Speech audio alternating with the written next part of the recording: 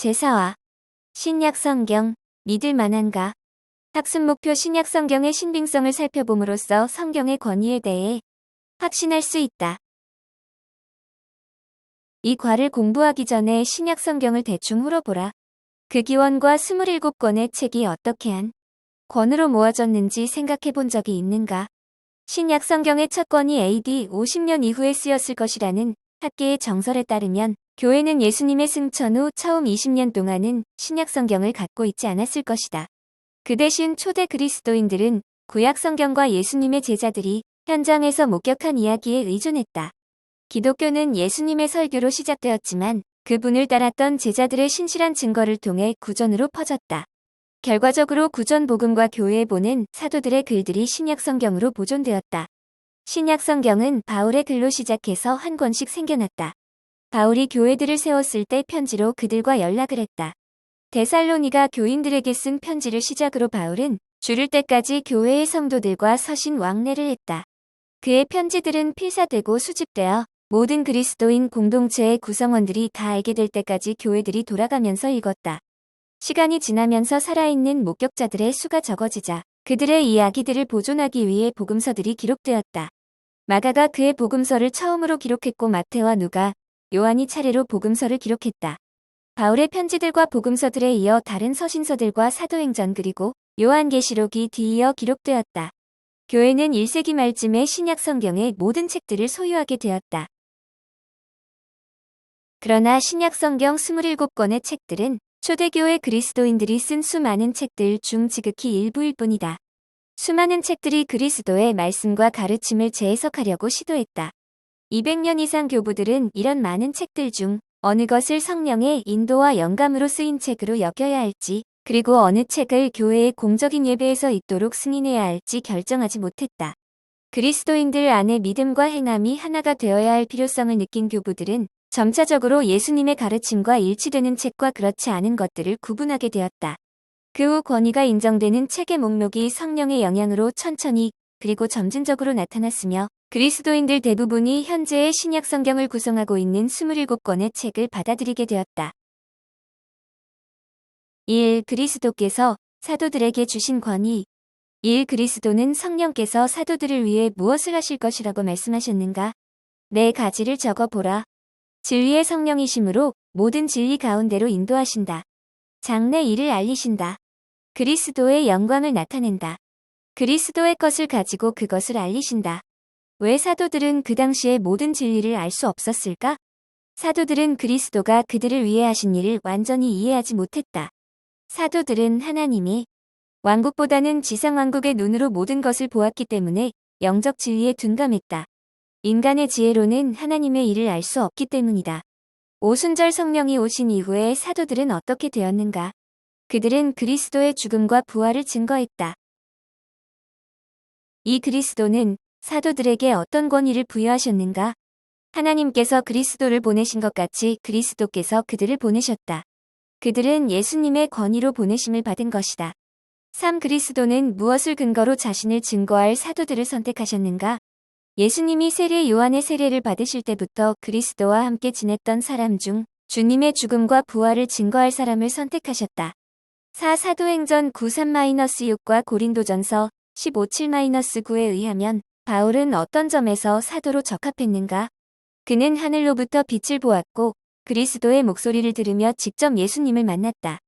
사도 바울의 권위는 사람으로부터 주어진 것이나 임명받은 것이 아니라 하나님께서 직접 부르시고 주신 것이다. 5. 그리스도는 바울에게 어떤 권위를 부여하셨는가? 그리스도는 바울에게 종과 증인의 권위를 부여하심으로 바울을 통해 이방인들이 어둠에서 빛으로 사탄의 권세에서 하나님께로 돌아오게 하고 죄사함과 거룩한 백성의 기업을 얻게 하셨다. 2. 그리스도의 권위로 신약성경을 기록한 사도들. 신약성경의 저술연대는 매우 정확하게 알 수 있는데 모두가 AD 1세기에 기록되었다. 예수님 이후 10여 년의 기간은 예수님의 삶을 신화나 전설로 꾸미기에는 너무 짧은 기간이다. 예수님의 삶과 신약성경이 기록된 시간의 간격은 아주 짧다. 신화가 형성되고 알려지기까지 여러 세대가 걸리는데 신약성경은 예수님의 사건을 실제 목격한 사람들이 여전히 살아 있었던 시대에 모두 기록되었다. 고린도전서 15:3-9를 보면 예수님의 십자가 사건 후 25년이 경과한 때에 수백 명의 중인들이 생존해 있었다고 말한다. 마지막 기록은 AD 90년-95년 사이로 추정되는데 요한일서 1-3을 참고하라. 전문가들은 요한복음의 한 사본이 AD 125년에 기록된 것으로 추정하는데 이는 원본 기록 후 30년밖에 경과되지 않은 때이다. 1. 바울. 그는 로마서의 첫머리에서 자신을 무엇이라고 불렸는가? 예수 그리스도의 종. 그가 전파한 것은 누구에게서 받은 것이라고 말했는가? 예수 그리스도의 계시로 말미암은 것이라. 베드로는 바울의 글에 대해 어떻게 생각했는가? 바울은 하나님께 받은 지혜대로 썼다. 베드로는 신약 성경을 억지로 풀어 잘못 사용하는 사람들에 대해서 어떻게 생각했는가? 그들은 스스로 멸망에 이른다. 하나님의 마땅한 심판이 있을 것이다. 성경은 자기의 목적을 위해서 함부로 해석해서는 안 된다. 이 히브리서 저자. 히브리서 저자가 말한 권위의 근원은 누구인가? 하나님의 아들. 3. 야고보. 예수님의 형제인 야고보는 어떤 권위로 야고보서를 보냈는가? 하나님과 주 예수 그리스도의 종으로서 기록하여 보냈다. 4. 요한. 요한은 무슨 권위로 서신서를 기록한다고 주장하는가? 그는 생명의 말씀인 그리스도께 직접 들었으며 눈으로 보았고 그의 손으로 직접 만진 생생한 체험자로서 그리스도의 말씀을 기록한다고 했다. 요한계시록은 어떻게 기록되었는가? 하나님께서 그리스도에게 계시를 주셨고 그리스도는 요한에게 천사를 보내어 계사를 보여주셨다. 5. 유다. 예수님의 다른 형제인 유다는 유다서 1절에서 자신을 무엇이라고 불렸는가? 예수 그리스도의 종. 바울과 야고보, 유다가 자신들을 그리스도의 종이라고 말한 것은 무엇을 의미하는가? 그들은 자신이 원하는 일을 한 것이 아니라 철저히 하나님께 순종하여 주의 일을 하려고 했다. 6. 베드로. 베드로는 자신을 무엇이라고 불렸는가? 예수 그리스도의 사도. 베드로는 사람들에게 무엇을 알려주었으며 그 가르침의 권위의 근거는 무엇인가? 주 예수 그리스도의 능력과 강림하심을 알게 했고 그것은 교묘하게 꾸며낸 이야기가 아니라 직접 보고 경험한 사실이기 때문에 권위가 있다. 베드로는 과거에 야고보와 요한과 함께 변화산에서 예수님의 영광스런 모습을 직접 목격하는 특권을 누린 자 중에 하나이다. 7. 사도들이 그리스도에 관하여 정확하게 썼다고 확신한 근거는 무엇인가?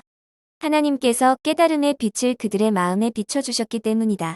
8. 예수 그리스도의 교화는 어디에 근거를 두고 세워졌는가? 예수님을 중심으로 하여 사도들과 선지자들의 말씀의 터 위에 세워졌다. 이방인들도 사도들과 선지자들로 구성된 기초 위에 세움을 받은 하나님의 백성이라고 말한다. 고대의 건축 방법은 모퉁 잇돌을 조심스럽게 놓고 그것을 기준으로 일직선이 되게 건축해 나갔다. 그러므로 그리스도는 그 모퉁 잇돌 되시며 사도들과 선지자들도 그리스도와 정렬을 이루어 기초를 이룬다. 성도들은 그 위에 세움을 받은 자들이다.